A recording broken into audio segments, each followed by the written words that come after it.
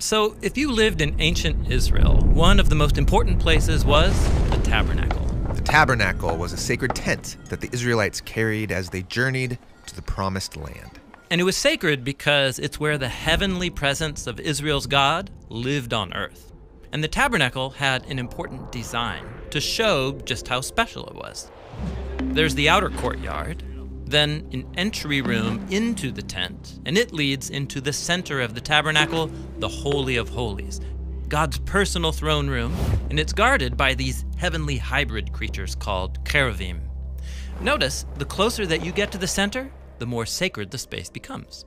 The people who work in the tabernacle are called priests, and they care for the sacred space, offer sacrifices on behalf of Israel, and announce God's blessing over the people. Yeah, these priests represent God to the people, and they represent the people to God.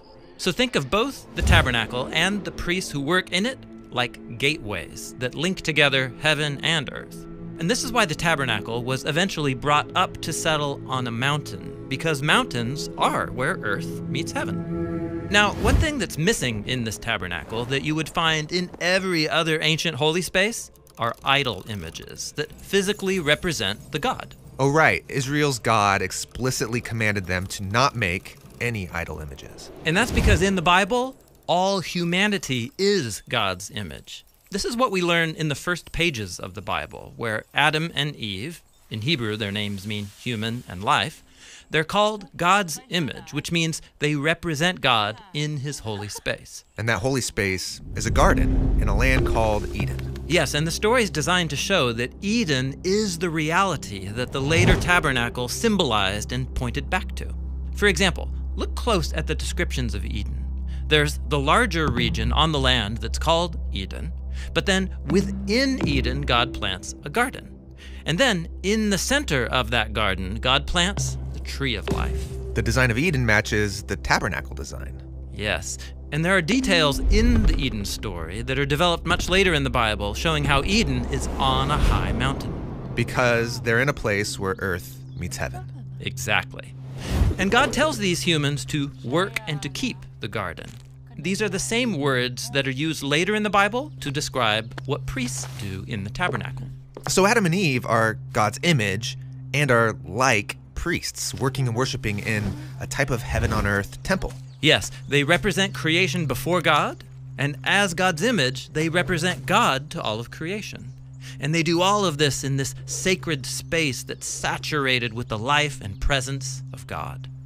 And so God tells them to rule creation on his behalf.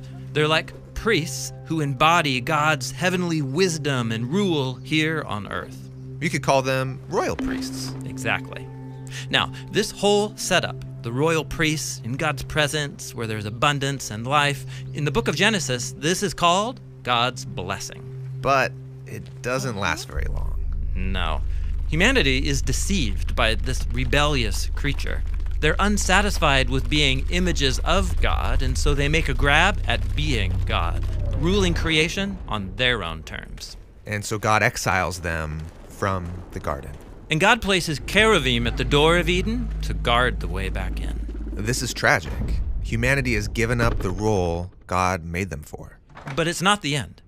The rest of the biblical story is about God's mission to undo this tragedy so that humans can regain access to the heaven on earth place where they can finally become God's royal priests. It all begins with a promise that God makes to Adam and Eve that he will raise up one of their descendants to rule over and defeat that deceiver.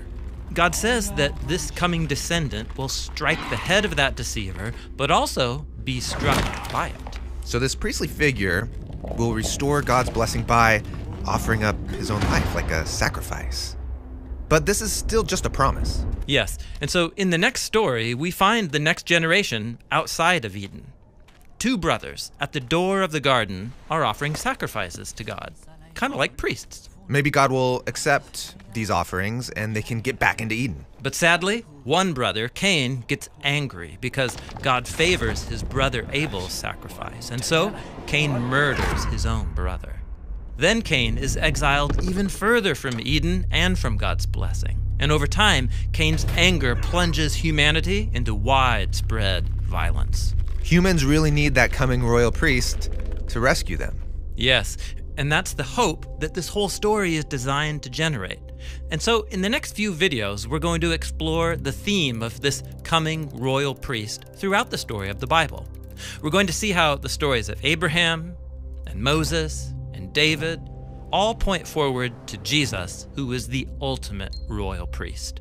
Jesus, the one who will restore the blessings of Eden. So that all humanity can become the royal priests that we're made to be, ruling the world together on God's behalf.